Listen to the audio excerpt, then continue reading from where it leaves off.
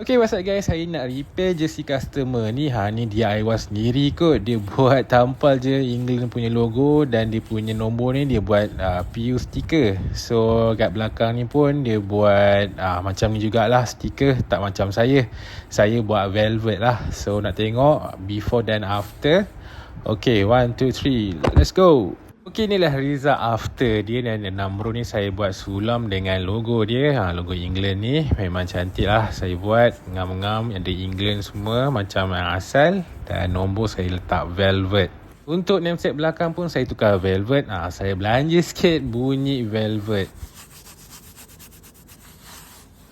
Syahdu kan bunyi dia compare dengan stiker yang biasa. Selain Alan Shearer, ada juga yang request buat jersey nameset lain macam ni. Beckham memang famous lah dalam 2-3 helai juga. Antara nameset yang paling rare adalah nombor 3 ni. Ni dah left back England dan Chelsea waktu tu, Graham Lee Socks. Betul ke saya sebut ni? Graham Lee Socks. Kemudian antara player midfield terbaik England yang pernah ada, ni nombor 16. Tak ramai orang buat tapi ada juga request. Ni adalah Paul Scholes, nombor 16 tau waktu tu.